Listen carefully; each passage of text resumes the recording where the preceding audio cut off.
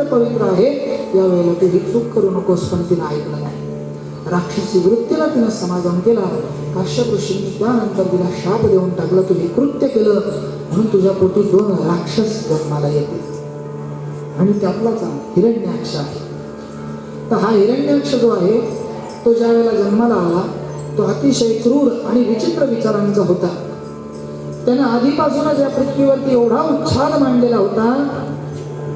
देवांचं आणि दानवांचं नेहमी युद्ध व्हायचं. त्या युद्धामध्ये हा हिरण्याक्ष पृथ्वीवरती राज्य प्रस्थापित केलं आणि या पृथ्वीला रसातळाला नेऊन सोडली. कारण की याचे जे काही दूत होते त्या दूतांनी सांगितलं की अजूनही पृथ्वीवरती काही ब्राह्मण हे यज्ञ करत आहेत आणि यज्ञ केल्यामुळे देवांची शक्ती वाढते.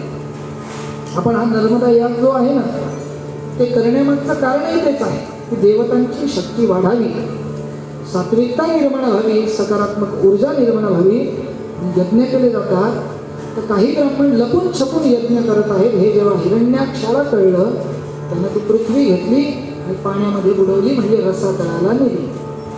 आता रसातळाला ही पृथ्वी नेल्यानंतर सर्व देवलोक घाबरले आणि या सृष्टीवरती ही जी गदा आलेली आहे ती निरसन करावी, या सृष्टीवरती जे संकट आलेलं आहे ते निरसन करावं म्हणून त्या ठिकाणी ब्रह्मदेवांनी विष्णू भगवंताला विनंती केली. मनामध्ये स्मरण करू लागले तेव्हा ब्रह्मदेवांच्या नाकातनं हा वराह अवतार भगवंतानं धारण केला. तो अतिशय सूक्ष्म होता. तो हळूहळू क्षणार्धात एवढा मोठा झाला की त्या वराह नारायणाने रसातळामध्ये गेले आणि आपल्या दाढेवरती ती पृथ्वी आपल्या दाढेवरती धरली आणि वर आणायला लागले. तेव्हाच त्या पृथ्वीचा आवाज झाला. हिरण्याक्षाला कळलं की पृथ्वीला हलवण्यासाठी कोणीतरी आलेलं आहे. त्यांनी तात्काळ त्या समुद्रामध्येच गदा प्रहार केला. भगवंतानं सुद्धा त्याचा प्रतिकार केला. दोघांचं घनघोर युद्ध त्या ठिकाणी सुरू झालं आणि आमच्या अनंत कोटी परमात्म्यानं हिरण्याक्षाला पराभूत केलं. त्याचा समाचार घेतला, त्याचा वध केला आणि ही पृथ्वी आपल्या दाढेवरती धरून स्वयंभू मनुच्या ताब्यात आणून दिली. वराह नारायण भगवान की जय, नर्मदा मैया की जय. आणि मग दुंदुभी वाजू लागल्या, सर्व भगवंताचा जय जयकार करू लागले. आणि मग त्यानंतर भगवंतानं आपल्या शरीरावरची धूळ झटकली. ज्या राक्षसाशी युद्ध केलं होतं तर शरीर त्यांचं मळलं आणि म्हणून त्यांनी आपल्या शरीरावरची धूळ झटकली. त्यावेळेला त्यांच्या अंगावरची लव, काही केस हातांवरचे खाली पडले आणि त्यातनं दुर्वा आणि दर्भ निर्माण झाले. दुर्वा निर्माण झाल्या त्या गणपती बाप्पाला आवडतात, त्या भगवान विष्णूंच्या लवेपासून निर्माण झाल्या. भगवान विष्णूने हात झटकला, अंगावरची लव खाली पडली, काही जमिनीवर पडली, काही पाण्यात पडली, म्हणून दर्भ आणि दुर्वा निर्माण झाल्या. म्हणून या दोन्ही गोष्टी पवित्र सांगितलेल्या आहेत. म्हणून आज नांदी श्राद्ध केला आपण आणि पूजेला पण सुरुवात केली. त्यावेळेला तुम्हाला दर्भाची जी पवित्री दिली होती तर आपलं शरीर पवित्र करण्यासाठी ही पवित्री दिली जाते. ही भगवान विष्णूंच्या अंगावरची लव आहे, ज्याला दर्भ असं म्हटलं जातं. आणि मग तिथे त्यांनी स्नान केलं. नर्मदा मैयाच्या किनाऱ्यावरती आले. मैयाच्या पाण्याला पाहून त्या पाण्यामध्ये स्नान करून भगवान विष्णूंचा सर्व थकवा निघून गेला. त्यावेळी देवांनी आग्रह केला की देवा तुम्ही इथेच थांबा, इथेच निवास केला, तुम्ही इथेच निवास करा. तेव्हा त्यांनी तिथे शिवलिंगाची स्थापना केली, ज्याला श्वेतवाराह तीर्थ असं म्हटलं जातं. त्यानंतर मार्कंडेय ऋषी धर्मराज युधिष्ठिरांना सांगतात की पुढे आपण कलकलेश्वर तीर्थाला गेलं पाहिजे, ज्याला आज बलबला कुंड असं म्हटलं जातं. हे बलबला कुंड विमलेश्वर गावाच्या जवळ आहे, जिथे आजही तुम्ही गेले आणि जोराने नर्मदे हर किंवा हर हर महादेव जरी म्हटलं तरी ही नर्मदा मैया बुडबुड्यांच्या रूपाने वरती येत असते. त्याला बलबला कुंड असं म्हटलं जातं. मग हे तीर्थ कसं निर्माण झालं युधिष्ठिरांनी प्रश्न विचारला. तेव्हा मार्कंडेय ऋषी सांगू लागले की राजाने महादेवांनी अंधकासुराचा वध केला. महादेवांनी अंधकासुराचा वध करून सर्व देवांचं संकट दूर केलं. म्हणून त्या आनंदात सर्व देव शंख दुंदुभी नगाडे वाजवून भगवंताचा आनंदोत्सव साजरा करायला लागले, आनंदात जयघोष करायला लागले, शिवशंकरांची स्तुती करू लागले, आळवून आळवून नाचत होते. आता मैयाच्या प्रांगणात हा आनंद साजरा केला जात होता म्हणून तिला सुद्धा वाटलं की तिथे जावं. आज तो कैलाश पर बाज रहा डमरू, आज तो कैलाश पर बाज रहा डमरू, नाच रहे शिव जी बजा रहे घुंघरू, नाच रहे शिव जी बजा रहे घुंघरू.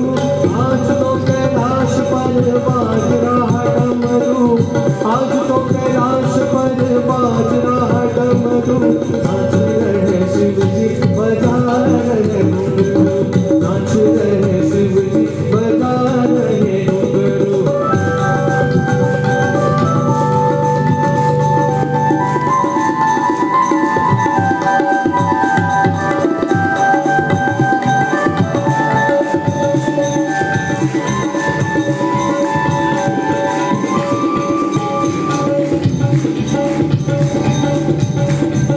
शंकर बिनाचे संगवारा बिनाचे, शंकर बिनाचे संगवारा बिनाचे, गणपत बिनाचे संग कार्तिक स्वामी नाचे, गणपत बिनाचे संग कार्तिक स्वामी नाचे, भूत प्रेत नंदी गण सारा ही कैलाश नाचे, भूत प्रेत नंदी गण सारा ही कैलाश नाचे. बाहों में बांध कर सोने के घुंघरू, बाहों में बांध कर सोने के घुंघरू, आज तो कैलाश पर बाज रहा डमरू, आज तो कैलाश पर बाज रहा डमरू, नाच रहे शिव जी बजा रहे घुंघरू, नाच रहे शिव जी बजा रहे घुंघरू.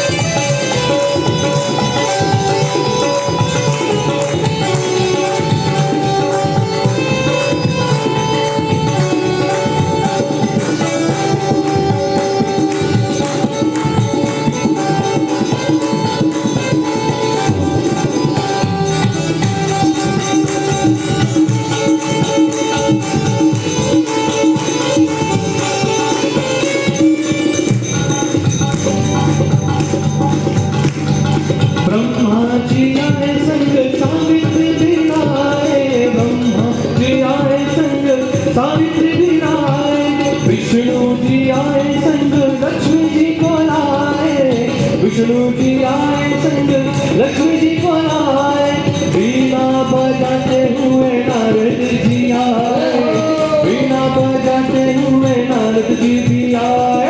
बाहों में बांध कर सोने के घुंघरू, बाहों में बांध कर सोने के घुंघरू, आज तो कैलाश पर बाज रहा डमरू, आज तो कैलाश पर बाज रहा डमरू, नच रहे शिव जी बजा रहे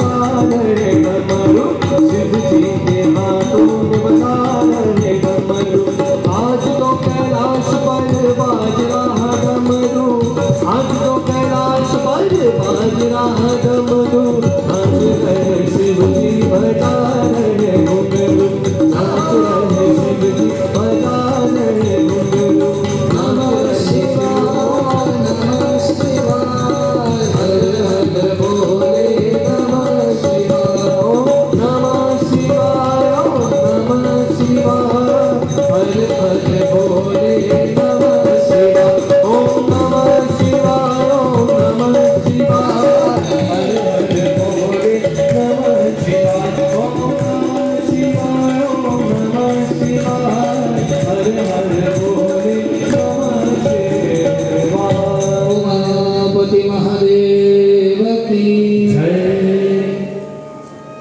भगवान शंकरांनी अंधकासुरासोबत युद्ध केलं. सर्व देवलोक असेच नाचायला लागले. महादेव सुद्धा नाचताय, पण हे सर्व मैयाच्या प्रांगणामध्ये सुरू आहे. आणि मैयाला सुद्धा इच्छा आहे, माझ्या वडिलांनी एवढं युद्ध जिंकलं, मी सुद्धा नाचायला जावं. तिला पण वाटायला लागलं, पण करणार काय? तिचा प्रवाह त्या बाजूने होता आणि प्रवाह सोडून जाणं तिला शक्य नव्हतं. म्हणून तिनं अंश रूपाने त्या प्रवाहातनं त्या कुंडामध्ये उडी मारली आणि बलबल असा आवाज करत ती त्या कुंडामध्ये प्रविष्ट झाली आणि ती सुद्धा आनंदोत्सव साजरा करू लागली. म्हणून आजही ही नर्मदा मैया, आपण तिथे गेल्यानंतर नर्मदे हर म्हटलं तर आजही त्या आनंदाची साक्ष देते आणि भक्तांवरती कृपा करते. अगदी आजही आपल्यातल्या या परिक्रमावासियांनी बऱ्याच जणांनी बलबला कुंडाचं दर्शन घेतलेलं आहे. याला बलबला कुंड म्हणतात, पण याला शास्त्रात नाव आहे कलकलेश्वर तीर्थ. कलकल अशी करते, कलकलेश्वर तीर्थ. त्यानंतर मार्कंडेय ऋषींनी धर्मराज युधिष्ठिरांना सांगितलं की राजा रे, आता आपण चाणक्य तीर्थाचा महिमा बघू. पूर्वी आपल्या या पृथ्वीवरती इक्ष्वाकूचा मुलगा चाणक्य होता आणि त्याच्याच कुळात प्रभू श्रीरामांचा जन्म झाला. हा चाणक्य राजा पराक्रमी, शूर आणि प्रजेचं पालन करणारा. परंतु एकदा हा शुभ कार्य करत असताना दोन कावळे येऊन त्याला शिवले आणि याला राग अनावर झाला. कारण तो त्या कावळ्यांना रोज खायला द्यायचा, रोज प्यायला द्यायचा. आणि हा राजा पूजा कर्मासाठी बसला आणि ते दोन कावळे येऊन शिवले. त्याला अतिशय क्रोध निर्माण झाला. त्यानं दोघांना धरलं आणि ज्ञानात्म तलवार उपसून त्यांना मारणार. हे कावळे त्याच्याशी बोलायला लागले की राजा, आम्हाला मारू नकोस. आम्ही सुंद आणि उपसुंद राजाचे, सुंद आणि उपसुंद गंधर्वाचे मुलं आहोत, पण आमच्याकडनं चूक झाली. आम्हाला शाप प्राप्त झालाय, कावळ्याची योनी प्राप्त झाली आणि या कावळ्याच्या योनीतनं मुक्तता फक्त तुझ्याकडनं होणार आहे. म्हणून आम्हाला ठार मारू नको, आमच्यावरती दया कर. हे दोन्ही कावळे चाणक्य राजाची विनंती करू लागले. त्यावेळेला त्याने सांगितलं, मी तुम्हाला एकच अटीवरती क्षमा करेल. तुम्ही इथून जा आणि संपूर्ण यमपुरीचं आणि नरकाचं दर्शन घेऊन या. आणि तिथे काय काय आहे, म्हणजे हे जे श्राद्ध आहे, पितृपक्ष आहे, आमचे पितृ नरकात पडलेले की नाही, हे सगळं खरं आहे की खोटं आहे, हे तुम्ही मला येऊन सांगा. त्यावेळेला हे कावळे सदेह यमपुरीमध्ये गेले आणि त्या ठिकाणी यमाच्या दोन दूतांनी त्यांना अडवलं आणि सांगितलं, का रे बाबा, या ठिकाणी असं सदेह कोणी येऊ शकत नाही, पण तुम्ही कसं काय आले? त्या दोन्ही कावळ्यांनी सांगितलं की चाणक्य राजाच्या पुण्य प्रभावाने, माझा आवाज येतोय ना, कथा समजते ना, चाणक्य राजाच्या पुण्य प्रभावाने आम्ही या ठिकाणी उपस्थित झालेलो आहे. काय काम आहे? म्हणाले, ह्या यमपुरीचं दर्शन घ्यायचंय. तुम्ही नरकांमध्ये पितरांशी कसे वागतात हे बघायचंय, यमाशी प्रत्यक्ष बोलायचंय. ज्यावेळेला सांगितलं, यमदूतांनी त्यांना आतमध्ये पाठवलं आणि मग ते यमाशी संवाद करू लागले. तेव्हा यम त्यांना सांगू लागला की माझं नाव यम आहे आणि माझ्या एका हातात कालपाश आहे आणि दुसऱ्या हातात दंड आहे. या दंडानेच मी सर्वांना शिक्षा करत असतो. मृत्यूचं खातं माझ्याकडे दिलेलं आहे आणि मी त्याला यमयातना देऊन अतिशय त्रास देतो ज्याने कर्म वाईट केलेलं असेल. त्यानंतर सांगितलं की सर्वांचं कर्म लिहिण्यासाठी हा चित्रगुप्त त्या ठिकाणी बसलेला आहे. आणि खरोखर महाराज, तुम्ही कितीही पाप करा, कितीही अंधारात करा, तुम्हाला असं वाटत असेल की मी पाप करत असताना मला कोणी पाहत नाही, पण चित्रगुप्त असं क्षेत्र आहे की ते तुम्हाला सर्वकडे बघत असतं. तो चित्रगुप्त नाही, तो गुप्त चित्र काढत असतो. म्हणून कोणी असं म्हणायचं नाही की मी पाप करताना मला कोणी पाहिलं नाही. पाप करत असताना तो पाहतो. तुम्ही कुठल्याही अवस्थेत असा, तो त्या पापाचं फळ, ते पुण्य आहे जे पाप आहे, तो त्याच्या डायरीमध्ये लिहितोच. मग त्यावेळेला त्यांनी सांगितलं, हा चित्रगुप्त जो आहे तो त्याच्या वहीमध्ये लिहितो. कोणी पाप केलंय, कोणी पुण्य केलेलं आहे, हे तुम्हाला लवकर समजावं म्हणून आपल्या भाषेत सांगतोय. हा, कथेचं मर्म तुम्हाला कळावं म्हणून. मग त्यानंतर सांगितलं की मी यम आहे आणि मी या सर्व दूतांना आज्ञा करतो आणि हे दूत माझ्या आज्ञेप्रमाणे ह्या पृथ्वीवरचे जीव वरती घेऊन येतात. म्हणाले, मग तुमच्या यमपुरीचं वर्णन मला सांगा. तेव्हा यमाने सांगायला सुरुवात केली की माझ्या यमपुरीचं वर्णन असं आहे, माझ्या यमपुरीचं वर्णन असं आहे की माझ्या यमलोकात येत असताना एक भयंकर रस्ता आहे, ज्याला काही ठिकाणी काटे आहे, काही ठिकाणी विंचू आहे, काही ठिकाणी तापलेली वाळू आहे, टोकदार दगड आहे. आणि या सर्व प्रवासामध्ये पितरांना अतिशय त्रास होतो. त्यांच्या शरीरातनं रक्त पू निघत असतो आणि ते कलकल करत माझ्या यमपुरीमध्ये येत असतात, शाप देत असतात. त्यांच्या वासना अपूर्ण राहत असतात. म्हणाले, त्याच्यानंतर पुढे आल्यावरती काय होतं? मग यमाने सांगितलं, माझ्या यमपुरीमध्ये एक नदी आहे. यमलोकातल्या नदीचं नाव आहे वैतरणी नदी. यम सांगतो की जो व्यक्ती या ठिकाणी पाणी प्यायला येतो, तो जर पुण्यवान असेल तर तो त्या वैतरणी नदीचं पाणी उंजळीत घेतो. जर त्यानं पुण्य केलेलं असेल तर त्या पाण्याचं रूपांतर अमृतामध्ये होतं. पण त्याच नदीचं पाणी जर एखाद्या पापी माणसानं आपल्या उंजळीत घेतलं तर त्याचं रक्त तयार होतं, त्याला ते रक्तच प्यावं लागतं. म्हणाले, त्यानंतर तुम्ही या पितरांशी कसे वागतात, असं यम सांगत सांगत पुढे सरकायला लागला. आणि मग त्या 28 नरकांचं दर्शन त्या ठिकाणी यमाने त्यांना दिलं. श्रीमद भागवतामध्ये या सर्व 28 नरकांचं वर्णन आहे, पण कोणी सांगत नाही. मी माझ्या कथेमध्ये निश्चित सांगतो. का सांगतो? घाबरवण्यासाठी नाही, पण निदान आत्ता तरी माणसानं योग्य मार्ग निवडावा यासाठी नरकांचं वर्णन सांगितलं पाहिजे. 28 नरक आहे, पण मी 10च सांगतो. त्यातही लोक तोंडातून असे विचित्र आवाज काढतात, ते ऐकायला सुद्धा आवडत नाही. फक्त 10 नरकांचं वर्णन. म्हणाले, नरक हे प्रत्येकाला त्याच्या पाप कर्मानुसार फळ देतं. ज्यानं मांसाहार केलेला आहे त्याला हे यमदूत शिजवून खातात. आता सगळ्यात मोठा प्रश्न की आपल्या मृत्यूनंतर देह जर खाली जाळला जातो, देह जर खाली जाळला जातो तर वरती नरकामध्ये कुठल्या देहाला त्रास होतो? तर तिथं तात्कालिक देह प्राप्त होतो. हा देह इथं जळला जरी तरी तिथे तात्कालिक देह प्राप्त होतो. शास्त्र पुराण तुम्ही उघडा, त्यात तुम्हाला त्याचं उत्तर कळेल. म्हणजे कसं आहे, आपल्या हिंदू लोकांना सगळंच सांगावं लागतं. कारण कथा जरी तुम्ही ऐकायला बसलेले आहेत तरी तुम्ही चाणाक्ष आहे, पण व्यासपीठावर बसणाऱ्या व्यक्तीलाही तेवढी तयारी ठेवावी लागते की तुमच्या चेहऱ्याचे हावभाव पाहून आम्हाला लगेच सांगावं लागतं की कोणाला काय शंका उत्पन्न झालेली आहे. कारण की देह तर इथे जातो, इथे जाळला जातो, इथे जाळल्यानंतर त्याला काहीच त्रास होत नाही. मग तिथे वरती काय होतं? तर त्याला तात्कालिक देह प्राप्त होतो आणि यमदूत त्या देहाला शिजवून त्याचे लचके तोडतात, जो मांसाहार करतो. जो व्यक्ती आपल्या आईवडिलांना वृद्धाश्रमात ठेवतो, त्यांना वाईट शब्दात बोलतो, तर यमदूत त्याची जीभ बाहेर काढतात आणि मोठमोठे खिळे त्याच्या जिभेमध्ये आरपार अगदी ठोकून देतात. त्यानंतर जो व्यक्ती दुसऱ्याच्या स्त्रीचा उपभोग घेतो, दुसऱ्याच्या धनाचा उपभोग घेतो, दुसऱ्यांच्या वस्तूंचा उपभोग घेतो, त्याला एका लोखंडी पात्यावरती आतमधून चिरलं जातं, आपल्या गुदद्वारापासून चिरलं जातं. त्यानंतर जो मदिरा प्राशन करतो त्याला रवरव नावाच्या नरकामध्ये टाकलं जातं. तिथे सापापेक्षा भयंकर असा एक प्राणी आहे जो आपल्या शरीरात एका बाजूने प्रवेश करतो आणि दुसऱ्या बाजूने निघून जातो, पूर्ण शरीर खाऊन टाकतो.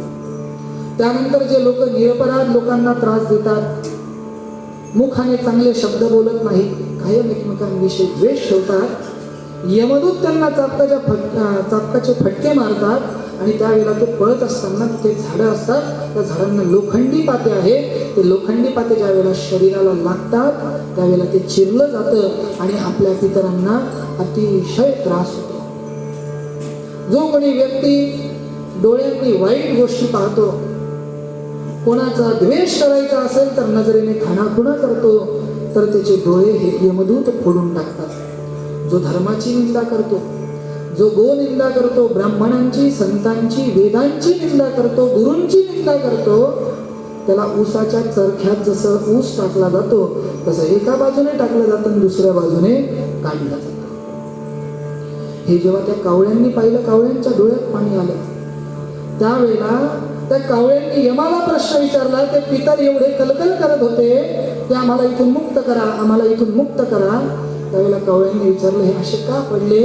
तेव्हा त्या यमाने सांगितलं की यांच्या कुळामध्ये चांगली संतती जन्माला आली नाही. यांच्या कुळात जर चांगली संतती जन्माला आली असती, तिनं जर पिंडदान श्राद्ध केलं असतं, यांचं उत्तर कार्य व्यवस्थित केलं असतं, तर आज यांना इथे खितपत पडावं लागलं नसतं. आणि अशी संतती जन्माला येणं फार आवश्यक आहे. एका काकांनी भागवताचं आयोजन केलं होतं. म्हणजे त्यांची 75 होती, तर त्यांच्या मुलांनी 2 का 3 मुलं होतं त्यांनी त्या वडिलांना विचारलं की बाबा तुम्हाला 75 निमित्त आम्ही काय भेटवस्तू प्रदान करू? त्या आजोबांनी सांगितलं, त्या काकांनी सांगितलं की म्हणाले मी मेल्यानंतर तर तुम्ही निश्चित भागवत करा आणि कराच, पण त्यावेळेला मी तुमचं भागवत ऐकायला नसेल, म्हणून माझ्या 75 निमित्त तुम्ही भागवताचं आयोजन करा. तर तिन्ही मुलांनी एकत्र मिळून भागवताचं आयोजन केलं. ही अशी संतती जन्माला आली पाहिजे जी सुसंस्कृत असेल, ज्या संततीला संस्कार असतील, ज्यांना आई वडिलांविषयी काहीतरी वाटत असेल, अशी संतती जन्माला आली पाहिजे. इथे तुम्ही कथा कीर्तन आयोजित करा आणि आमची घरं भरा, यासाठी मी तुम्हाला सांगितलेलं नाही. मी फक्त तुम्हाला कथेचं मर्म सांगतोय की आपलं उत्तर कार्य कसं झालं पाहिजे. त्या कावळ्यांना दया आली. त्यांनी यमाला विचारलं की या पितरांना उद्धार होण्यासाठी काहीतरी मार्ग निश्चित असेल. अरे बाबा, कोणाला मुलं आहे पण ते कर्म करत नाही, त्यांचं तर जाऊ दे, पण ज्यांना मुलंच नाही, पोटी संतती नाही, त्यांचा उद्धार कसा होईल? त्यावेळेला यमाने सांगितलं की तुमच्या पृथ्वी तलावरती नर्मदा नावाची नदी आहे, तिच्या आश्रयाला जो जातो, ज्या ठिकाणी तिच्या किनाऱ्यावरती तो शिवलिंगाचं पूजन करतो, दान करतो, स्नान करतो, जप करतो, त्याचे पितर इथून तात्काळ नरकातनं मुक्त होऊन स्वर्गाकडे जातात. एवढी नर्मदा मैया श्रेष्ठ आहे. नर्मदा मैया की जय. आणि मग यमाच्या मुखातनं सुद्धा नर्मदेचं वर्णन ज्या वेळेला ऐकलं तेव्हा या कावळ्यांनी यमाला साष्टांग दंडवत घातला आणि चाणक्य राजाकडे आले. चाणक्य राजाकडे येऊन त्या चाणक्य राजाला सर्व वृत्तांत सांगितला. तेव्हा चाणक्य राजा विचार करतो की माझ्याच पृथ्वी तलावरती यमपुरीत जिची श्रेष्ठता वर्णन करून सांगितली जाते अशी नर्मदा नदी असेल तर मी काय इतर तीर्थांवरती फिरावं? त्या राजाने सर्वस्वाचा त्याग केला. त्या कावळ्यांनी सुद्धा सर्व गोष्टींचा त्याग केला. त्याला सांगितलं तू सुद्धा नर्मदेत देह ठेव आणि आम्ही सुद्धा नर्मदेत देह ठेवतो. त्या तिघांनी नर्मदेत देह ठेवला आणि त्याच ठिकाणी त्यांना सद्गती प्राप्त झाली, मुक्ती प्राप्त झाली. एवढी आमची नर्मदा मैया श्रेष्ठ आहे. नर्मदा मैया की. आता हे सांगत असताना आज आपला संगतीचा दिवस. यामध्ये काल आपण नर्मदा मैयाच्या जन्मोत्सवाची कथा पाहिली. पण असं पण म्हटलं जातं की नर्मदा मैया कुमारी आहे आणि ती खरोखरच कुमारी आहे. पण ती कुमारी राहण्याचं कारण काय? तर त्यासाठी आपल्याला तिच्या विवाहाची कथा बघावी लागेल. ही नर्मदा मैया जी आहे, या नर्मदा मैयाचा विवाह ठरलेला होता, पण तिच्यासोबत दगाफटका झाला आणि त्याच्यामुळे तिची काहीही चूक नसताना तिला हे सगळं सहन करावं लागलं आणि आजही ती सहन करते आहे. बऱ्याच जणांना प्रश्न पडतो की नर्मदा मैया कुमारी आहे, तिने विवाह केलेला नाही. आता जे 2 विवाह तुम्हाला सांगितले मी, दुर्योधन राजाशी आणि अग्नीशी, तर ते आधीच्या कल्पातले विवाह. आपण या कल्पातली गोष्ट करत आहोत. या कल्पातलं पुराण मी तुमच्या समोर सांगतो आहे.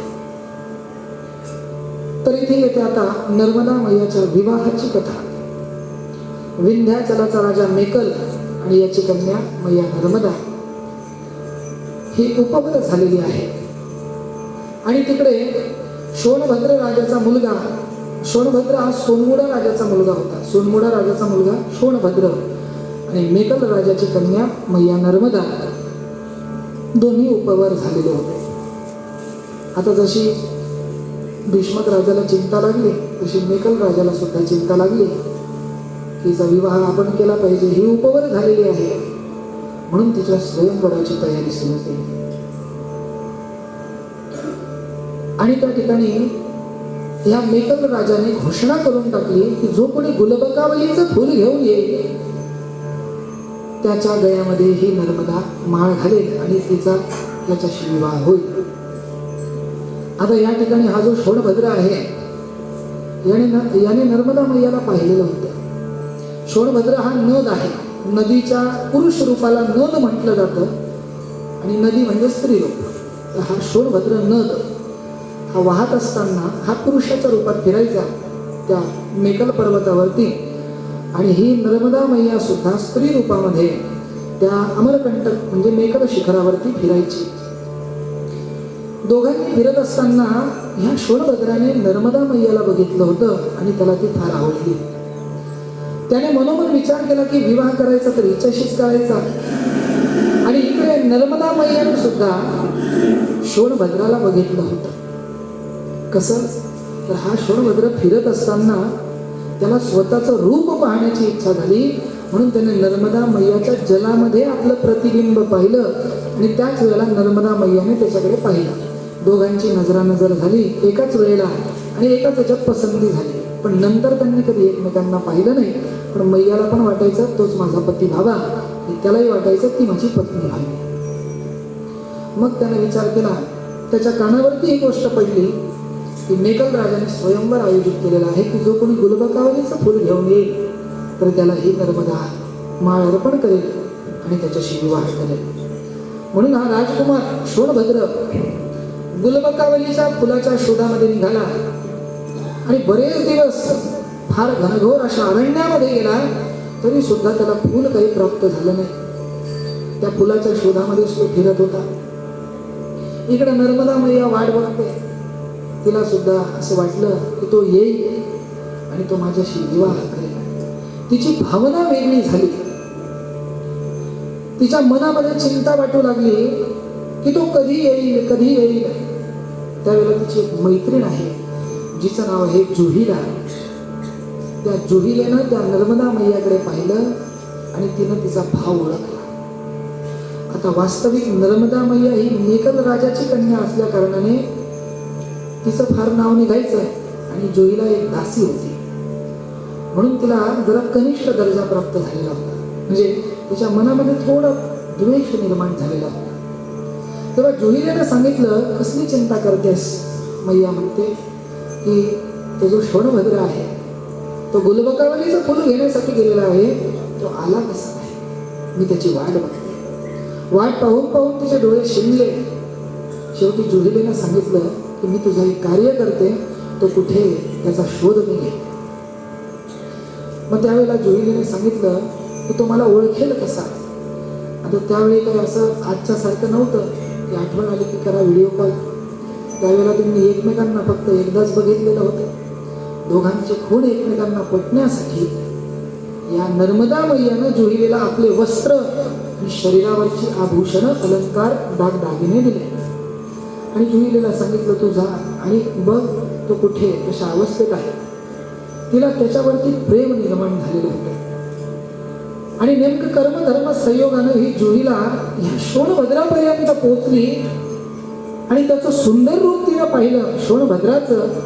आणि हिच्या मनामध्ये त्याच्याविषयी आसक्ती निर्माण झाली आणि त्याच ठिकाणी हिने तिचा घातपात केला. नर्मदा मैयाचा.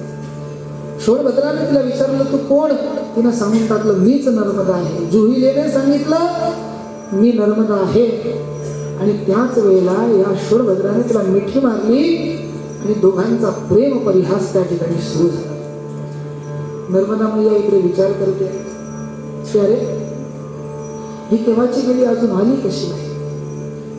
तिनं आतापर्यंत येऊन जायला पाहिजे होतं. म्हणून ही आमची नर्मदा मैया रानावनातनं भटकत त्या प्रेमाच्या शोधामध्ये निघाली. वास्तविक तिची काही चूक नव्हती. तिनं प्रेम केलं होतं शोणभद्रावरती, तिची काही चूक नव्हती. ही नर्मदा मैया निघाली, काट्यातनं दगडांमधनं तिला ठेचा लागल्या आणि असं करत करत ती त्या तिथपर्यंत पोचली जिथे या दोघांचा प्रेम परिहास सुरू होता. जेव्हा नर्मदा मैयानं त्यांना दोघांना पाहिलं तिला भयंकर क्रोध निर्माण झाला आणि त्याच वेळेला ती त्यांना काही बोलायला लागली. ही जुहिला जी आहे ती शोणभद्रासोबत प्रेम परिहास चालू आहे. त्याच वेळेला या नर्मदा मैयाला प्रचंड राग आला आणि तिनं त्या कुंडामध्ये उडी घेतली आणि पश्चिम दिशेला निघून गेली की अरे तू माझा घात केलास, माझी काही चूक नसताना. या नर्मदा मैयाच्या विवाहाचा भंग झाला आणि त्याच वेळेला शोणभद्राने सुद्धा बघितलं की मी चुकीचा वागलेलो आहे. त्यानं सुद्धा तिथून तोंड न दाखवता पूर्व दिशेकडे उडी घेतली. म्हणून आजही ही नर्मदा मैया पश्चिम दिशेकडे वाहते आणि हा शोणभद्र नद पूर्व दिशेकडे वाहतो आणि आजही ते त्यांच्या प्रेमाच्या विरहामध्ये आजही वाहत आहेत. पण त्या दिवशी नर्मदा मैयाने ठरवलं की मी याच्यानंतर कधीही विवाह करणार नाही, म्हणून ती कुमारिका राहिली.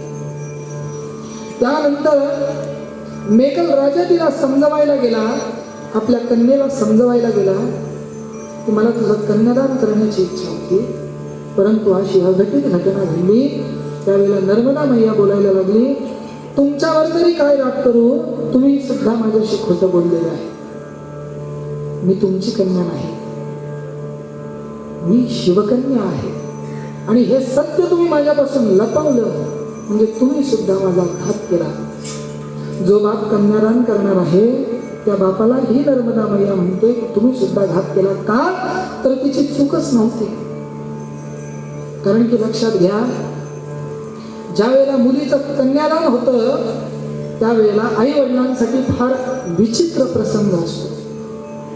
कारण ही लाडाकोडात वाढलेली आपली कन्या ही सासरी जात असते आणि ज्या वेळेला ती सासरी जाते ना महाराज, त्यावेळेला तिला रडू आवरलं जात नाही. ती सर्वांना भेटते, ती आपल्या मैत्रिणींना भेटते, आपल्या आईला भेटते. सर्व पाहुणे निघून जातात, फक्त जवळचे नातेवाईक त्या ठिकाणी शिल्लक राहतात. कन्यादान झाल्यानंतर ही सर्वांना भेटते, परंतु या सर्वांमध्ये एक व्यक्ती नसतो, तो म्हणजे त्या कन्येचा बाप. तो कुठेतरी एखाद्या झाडाखाली उभा असतो, वाघासारखं काळीच असतं त्याचं, पण ज्या वेळेला त्याच्या पोटचा गोळा कोणीतरी निघत असतं त्यावेळेला एका झाडाखाली जाऊन उभा राहतो, अंगठ्याने माती कोरत असतो. वाघासारखं काळीच असणारा बाप आणि ती कन्या एवढ्या गर्दीत आपल्या बापाला शोधत असते. माझा बाप कुठे? फक्त त्याच्या डोळ्यातलं पाणी असतं, त्याला घाईवरून आलेलं असतं. आपल्या कन्येला जर आपल्या डोळ्यातलं पाणी दिसलं तिला काय वाटेल म्हणून दूर असा उभा राहतो. पण ही अंबरला फोडत त्याच्याकडे जाते. बाप लेकीची ज्या वेळेला भेट होते, बाईही काय रडेल, साऊचा बोक्षिया बाप रडतो.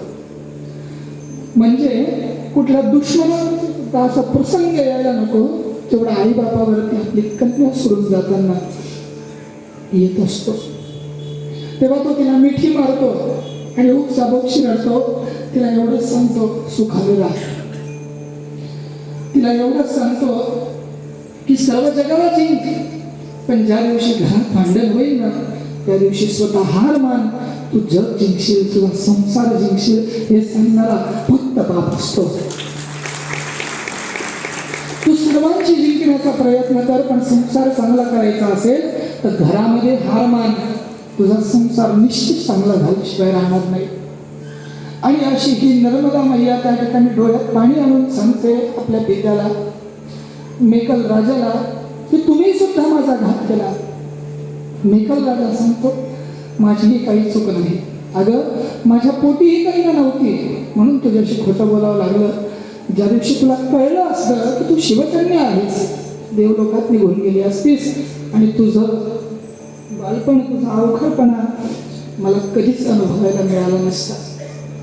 त्यावेळेला ही नर्मदा मैया आपल्या वडिलांना वंदन करते आणि सांगते, बाबा माझी चूक झाली, पण एक लक्षात घ्या, मी याच्या पुढे कधीही विवाह करणार नाही.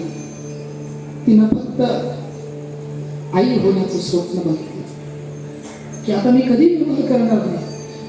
जे भक्त माझ्याकडे येतील मी त्यांचा पुत्र रूपाने स्वीकार करेल आणि सगळ्यांचा उद्धार करेल. पण बाबा तुम्ही सुद्धा राग म्हणू नका, माझ्याकडनं बोललं गेलं. कारण मी जिथे संसार थाटावा असे स्वप्न बघत होती त्या ठिकाणी माझ्यासोबत असा धोका झाला, दगाफटका झाला, म्हणून मी ते सहन करू शकले नाही.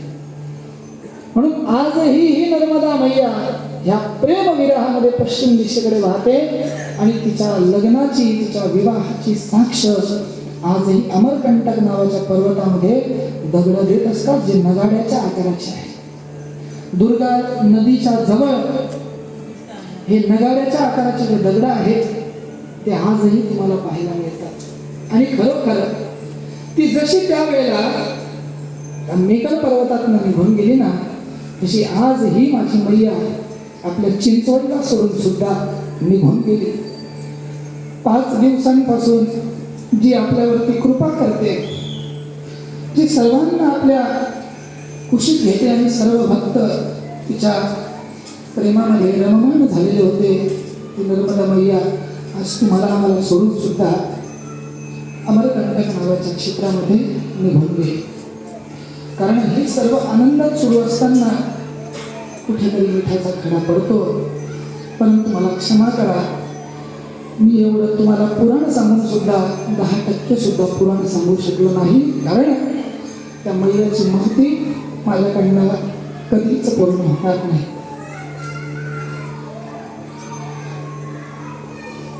म्हणून या ठिकाणी ही सांगतेची जी कथा आहे ती फार जड असते. 5 दिवसांपासून सर्व आनंदात आणि मात्र आज सांगतेच्या दिवसाला ती आपल्याला सोडून निघून जाते. कारण अनेक परिक्रमावासी तिच्याशी संलग्न झालेले असतात, तिच्या प्रेमामध्ये बुडालेले असतात आणि ज्यांनी ज्यांनी परिक्रमा केली त्यांना या पुराणाच्या अंगभूत तिची महती, पुन्हा त्यांनी परिक्रमा केल्याची जाणीव, ते सगळं चित्र डोळ्यासमोर येतं.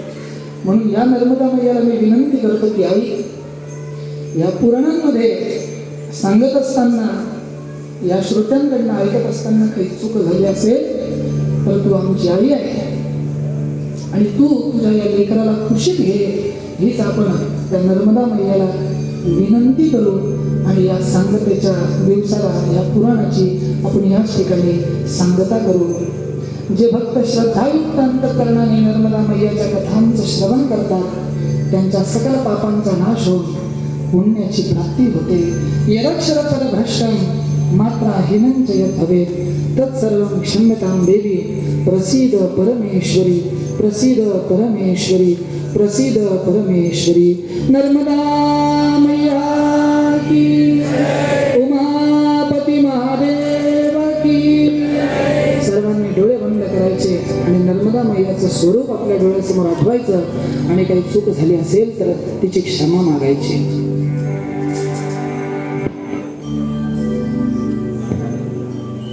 माय भवानी तुझे लेकरू कुशीत तुझी आवे सेवा मारून घे हरी, सेवा मारून घे हरी. माय भवानी तुझे लेकरू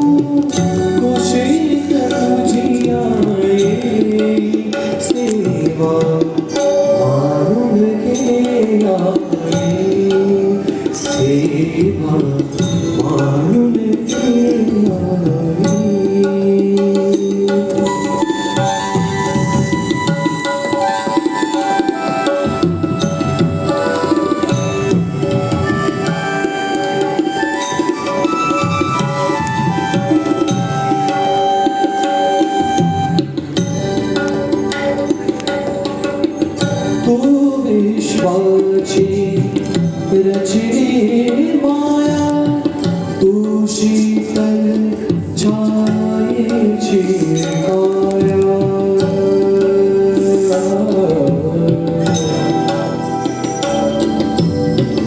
तू विश्वाची रचली माया तू शीतल छायेची काया तुझ्या दयेचा रोग अखंडित दुरीत दयाळानी सेवा मानून घेवावी सेवा मानून घेवावी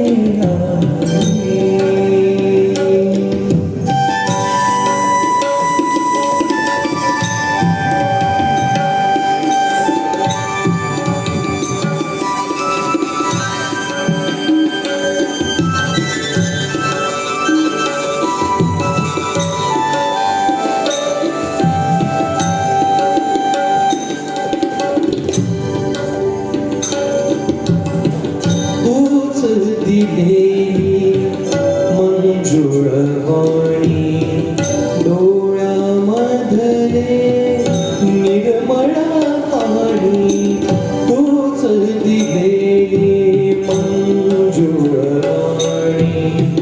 डोळ्यामधले निर्मळ पाणी तुझ्या पूजना माझ्या पदरी तुझ्या पूजना माझ्या पदरी तुझ्या पूजना माझ्या पदरी या बिन दुसरे नाही सेवा मानून घेवावी सेवा मानून घेवावी माय भवानी तुझे करू कुशीत तुझी आहे सेवा मानून घेवावी सेवा मानून घेवावी सेवा मानून घेवावी जननी नर्मदा मैया की जय नर्मदे हर नर्मदे हर नर्मदे हर. सर्वांनी नर्मदे हर सभा संघ आणि सोमनाथ ट्रॅव्हल्सच्या वतीने आयोजित केलेला हा नर्मदा मैयाचा जन्मोत्सवाचा कार्यक्रम त्याच्या अंगभूत ठेवलेलं हे नर्मदा पुराण आयोजित केलेलं नर्मदा पुराण या धर्मकार्याची आज या ठिकाणी सांगता होत आहे.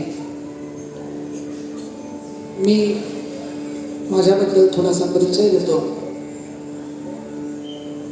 मी पुष्पक जोशी, भिसे नाना आणि सुदाम वाणी हे जे नर्मदा मैयाची परिक्रमा करतात बसद्वारे त्यांच्यासोबत असतो. माझं नर्मदा पुराण नानांनी मला ग्रंथ दिला, त्यातनं मी त्याचा अभ्यास केला आणि तुमच्यासोबत वर्णन करण्याचा प्रयत्न केला. फक्त प्रयत्न केलेला आहे. मी फार मोठा विद्वान नाही, परंतु कथा जास्तीत जास्त तुमच्यापर्यंत पोहोचावी हा माझा हेतू होता. तरी सुद्धा वास्तविक कुठला वक्ता अशी गोष्ट सांगत नाही, पण पुराण एवढं मोठं आहे की मी तुमच्यासमोर 10% सुद्धा पुराण सांगू शकलेलो नाही. म्हणून पुराण सांगत असताना, प्रमाण देत असताना कोणाला वाईट वाटलं असेल तर तुमचा मुलगा समजून मला क्षमा करा. जे काही कथेमध्ये चुकलं असेल ते माझं अज्ञान आहे, आणि जे काही कथेमध्ये चांगलं असेल ते माझ्या गुरूंचं ज्ञान आहे आणि गुरूंचा मिळालेला मला ठेवा आहे. म्हणून काही चुकलं असेल क्षमा करा. माझ्या पद्धतीने, माझ्या तोडक्या मोडक्या वाणीतनं हे नर्मदा पुराण तुम्हाला सांगण्याचा प्रयत्न केलेला आहे. त्यानंतर या नर्मदा पुराणाच्या अंगभूत आलेल्या सर्व भक्तांना नर्मदा मैयाचं तीर्थसुद्धा या ठिकाणी आपण उपलब्ध केलेलं आहे. म्हणून सर्वांनी मायकी बगियामध्ये असलेली जी काही ध्वनी अखंड चालत आलेली आहे, जी कधी सुरू झाली हे कोणालाच माहिती नाही. तिथली रक्षा मिश्रित जे काही तीर्थ आहे नर्मदा मैयाचं ते प्रत्येकाने घ्यायचं आहे प्रसाद रूपाने. आणि मगच आपण प्रसादी घेतल्यानंतर जेवणानंतर घेतलं तरी चालेल, आधी घेतलं तरी चालेल.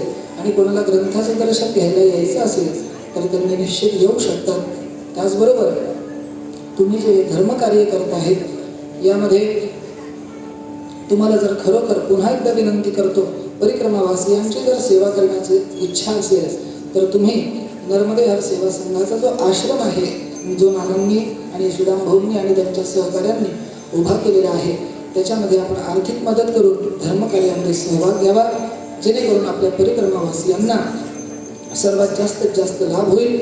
आणि ज्यांना कोणाला अजून हे नर्मदा पुराण मैयाच्या किनाऱ्यावरती ऐकायचं असेल त्यांनी 15 मार्चला सुद्धा सोमनाथ ट्रॅव्हल्सचं आयोजन आहे 15 मार्चपासून, तर त्याला सुद्धा निश्चित या. त्याची बुकिंग तुम्ही आजही केली तरी चालेल ही सर्वांना विनंती करतो आणि या कथेची सांगता करतो. नर्मदा मैया की जय. धन्यवाद पुष्पक गुरुजी. गेली 5 दिवस आपण आम्हाला आपल्या वाणीने मंत्रमुग्ध करून, सुमधुर वाणीने मंत्रमुग्ध करून टाकलेला आहे. आज अत्यंत भावुक वातावरणात आपण कथेची सांगता केली. बऱ्याच जणांना वाटत होतं ही वेळ पुढे जाऊच नाही, वेळ पुढे सरकूच नाही, हा कार्यक्रम सदोदित पुढे चालू राहावा. परंतु वेळेपुढे काळापुढे कोणाचंच काही चालत नाही, कुठेतरी आपल्याला थांबावंच लागणार आहे. गेली महिनाभर आमच्या नर्मदा संघाच्या पदाधिकाऱ्यांची या कार्यक्रमासाठी अक्षरशः लगीन घाई सारखी घाई चालू होती. 1 महिनाभर आमचे सगळे पदाधिकारी कार्यक्रमाच्या पूर्वतयारीसाठी, कार्यक्रमाच्या यशस्वी नियोजनासाठी झटत होते, राबत होते. त्याची उद्या दुपारी सांगता होणार आहे. याचं देखील आम्हाला खूप वाईट वाटतंय. गेल्या 5 दिवसात तुम्ही आमचं आयुष्य नर्मदामय करून टाकलं होतं. नुसतं मैया मैया मैया म्हणजे आमचे सगळे पदाधिकारी आयुष्यातील सगळं सोडून फक्त मैयामय झाले होते. आज तुम्ही मगाशी सांगितलं की आज ती मैया देखील आपल्या सर्वांना सोडून, आपल्या सर्वांना विरहात टाकून अमरकंटकला तिचा जन्मोत्सव साजरा करण्यासाठी गेलेली आहे. आणि याचंही खूप वाईट वाटतंय की उद्यापासून आम्हाला तुमचंही दर्शन होणार नाहीये. तर आम्ही मैयाला एवढीच विनंती करेल की दरवर्षी आम्हाला पुष्पक गुरुजींच्या सुमधुर वाणीने नर्मदा पुराणाचा योग मैयाने घडवून आणावा, आमच्याकडून ती सेवा मैयाने करून घ्यावी, एवढीच मी आपल्या सर्वांच्या वतीने मैयाच्या मी प्रार्थना करतो. तसेच आज जे आपले मैया भक्त आले आहेत, उद्या दुपारनंतर इथे कार्यक्रम होणार नाहीये. त्याचप्रमाणे कन्यापूजनाचा कार्यक्रम, तसेच मैयाची आरती, नर्मदा अष्टक वगैरे सकाळी 11 ते 12च्या दरम्यान होणार आहे. याची सर्वांनी नोंद घ्यावी. आणि त्यानंतर महाप्रसादही ठेवलेला आहे. तर कृपया आपल्या परिचितांनाही याची म्हणजे माहिती द्या आणि उद्या सकाळी 11च्या अगोदर सर्वांनी उपस्थित राहण्याचा प्रयत्न करा. मी पुन्हा एकदा पुष्पक गुरुजी पिंपरी म्हणजे समस्त पिंपरी चिंचवडकरांच्या वतीने आपले आभार व्यक्त करतो. आपण खूप मोठी आम्हाला सेवा दिलेली आहे. धन्यवाद. आणि आपल्या हातून अशी समाजाची, देशाची, आपल्या धर्माची सेवा सदोदित घडत राहो अशी मी मैयाच्या चरणी प्रार्थना करतो. धन्यवाद. आणि तुम्हाला पिंपरी चिंचवड नर्मदेहार संघाच्या सर्व पदाधिकाऱ्यांच्या वतीने ज्यांनी ह्या कार्यक्रमासाठी आर्थिकदृष्ट्या योगदान दिलेलं आहे, मानसिकदृष्ट्या योगदान दिलेलं आहे, शारीरिकदृष्ट्या योगदान दिलेलं आहे, त्या सर्व मैया भक्तांचं आभार व्यक्त करतो. आणि यापुढीलही नर्मदेहार संघाच्या प्रत्येक कार्यक्रमात आपण सर्व नर्मदा भक्त अशीच भरभरून दाद द्याल अशी मी अपेक्षा व्यक्त करतो. धन्यवाद. पुढील आता आरतीच्या नावाची घोषणा अपर्णाताई करतील. आरतीचे मानकरी आहे श्री वसौ भावसार, श्री वसौ जगन्नाथ जोशी, योगिता फडके, पल्लवी पवार, शर्वणी सलोनी शिंदे, आरती कोंढरे, सुषमा काळे, नीता जवळकर, श्री वसौ सतीश शिंदे, श्री अविनाश कुलकर्णी, प्रकाश कुलकर्णी, अरुणा रामेकर, श्री वसौ अरुणा रामेकर. श्री व सौ अमीन भावी, श्री स्वामी समर्थ केंद्र निगडी, म्हसवडे सौ विद्या कुलकर्णी आणि श्री व सौ दिनेश कोठावदे.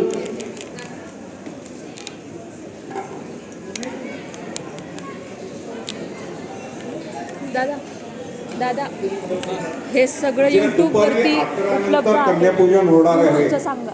आज आत्ता जायच्या आधी ज्यांची नावं नोंदली जातील तेवढ्याच लोकांना कन्यापूजन करण्याचा उद्या चान्स मिळणार आहे. याची सर्वांनी नोंद घ्यावी. उद्या आल्यानंतर कोणी सांगितलं तर ते होणार नाही, कारण आम्हाला त्या दृष्टिकोनातलं कार्यक्रमाचं आयोजन करायला पाहिजे आहे.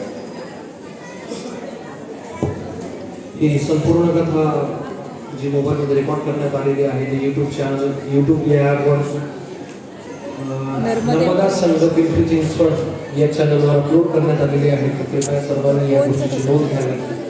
धन्यवाद. ज्यांना जे पोथीचं दर्शन घेण्यासाठी वरती जाणार आहे त्यांनी शिस्त पाळा, गडबड गोंधळ करू नये ही तुम्हाला नम्र विनंती. सर्वांना नम्र विनंती, ग्रंथाचं दर्शन घेण्यासाठी एक लाईन लावायची येणाऱ्यांची आणि दुसरं मार्ग मोकळा ठेवायचा जाणाऱ्यांसाठी. थोडंसं सर्वांनी सहकार्य करून मागे सरका. आरतीसाठी जे मानकरी उभे आहेत त्यांनी थोडं मागे सरका. तुमच्या समोर पुण्य आवाचनाचे कलश आहे, नर्मदा मैयाच्या यागाची मांडणी आहे, म्हणून थोडं कृपया मागे सरका.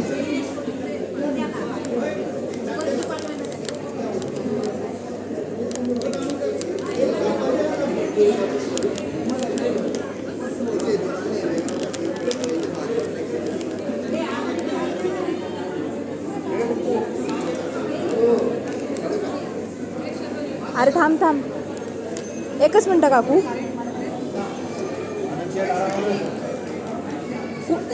कुठे जे तीर्थ मी तुम्हाला एकच सांगितलं मिनटं हे लावतीये. ते तीर्थ ग्रंथ दर्शन झाल्यानंतर जेव्हा तुम्ही खाली उतराल तेव्हा या स्पीकरच्या वेळी गुरुजी बसलेले असतील, त्यांच्याकडनं ते तीर्थ आपण घ्यायचे.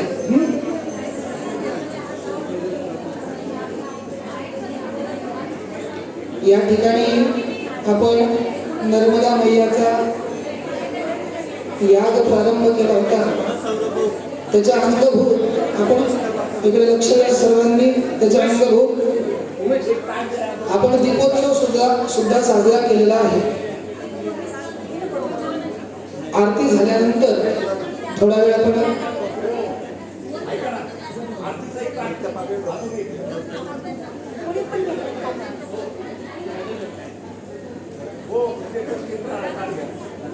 तुमच्यापैकी कोणीतरी आरतीचे जे मानकरी आहेत त्यांच्यातल्या एका मानकऱ्याने भगवान गोपाल कृष्णांची आरती ओवाळायला जायचं. एका मानकऱ्याने भगवान गोपाल कृष्णांची आरती करायची.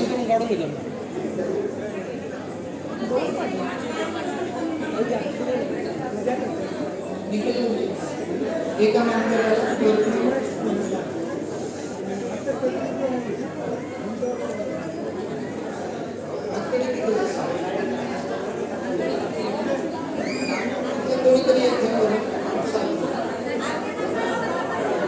नर्मदाष्टकं सबिंदु सिंधु सुस्तर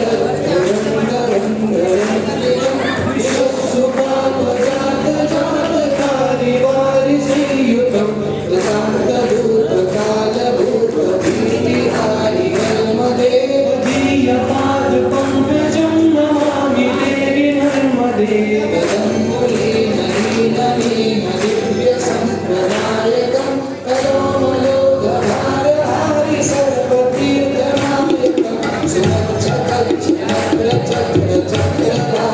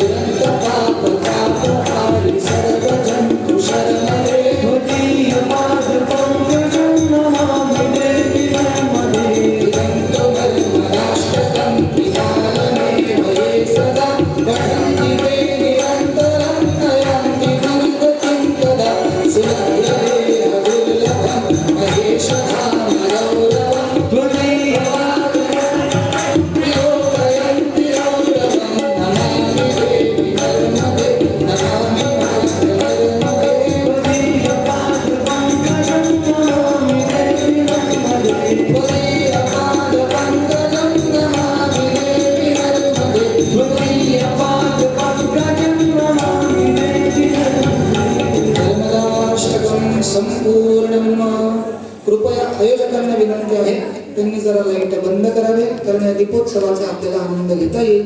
फक्त दिव्यांच्या तेजाने आपल्याला आज नर्मदा मैयाची आरती करायची आहे. उत्तर सहकर पूर्णिरांजनारार्तिक्य दीपः सुखकर्ता दुःखहर्ता वरदा विघ्नाची दुर्गी दुर्गी देवाची सर्वांगी सुंदर शेंदुराची कंठी घडते काळभरणाची जय देव जय मंगलमूर्ती दर्शनात्रे मान कामना पूर्ती. जय देव जय देव कर्नाटकी वराची गौरी तुम्हाला चंदनाची योगी योगेश्वरा श्रीरे ललिता मुकुट शोभतो गुणसुमती मुकुरे जय घासिया. जय देव जय मंगलमूर्ती दर्शनात्रे मान कामना पूर्ती. जय देव जय देव लंबोदरी कांगर परिवर वंदना शरण सोंड वंदन कुंडल त्रिनयना राजा पाहे सदना संकटी भावावे निर्वाणी रक्षावे सुरवर वंदना. जय देव जय देव जय देव जय मंगलमूर्ती दर्शन मात्रे मन कामना पूर्ती. जय देव जय देव ओ वाळू आरती जय नर्मदा माते. ओ वाळू आरती जय नर्मदा माते.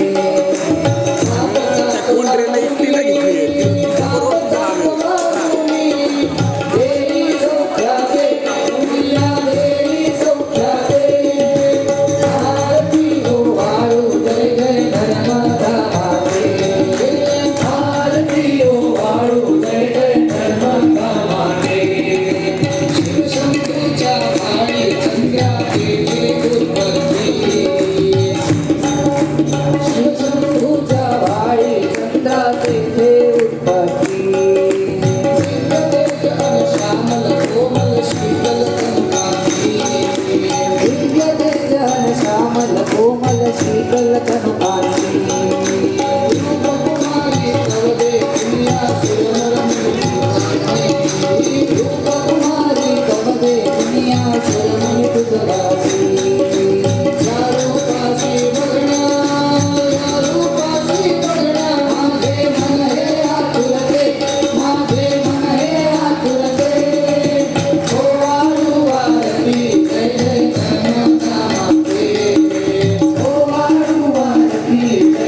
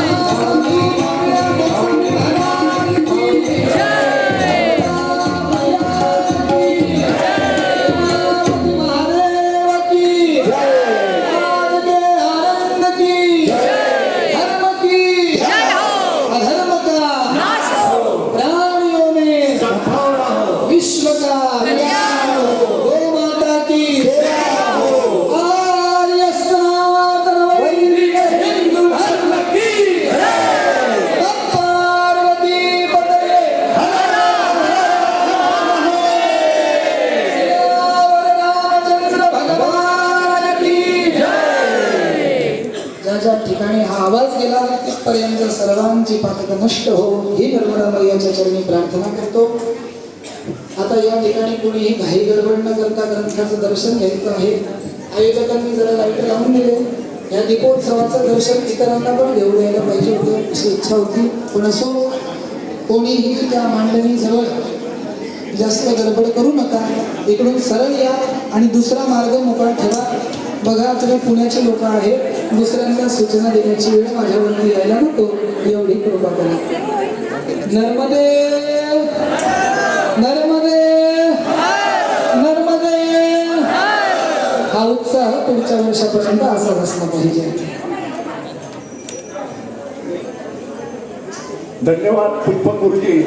खूप सुंदर अशा आकर्षक पद्धतीत सर्वांच्या मनासारखा असा समारोप झालेला आहे. मनात इच्छा नसतानाही अलविदा म्हणायची वेळ आलेली आहे. कृपया गुरुजींचं दर्शन घेताना रांगेत एका लाईन मध्ये जावं. आमच्या नर्मदे संघाचे उपाध्यक्ष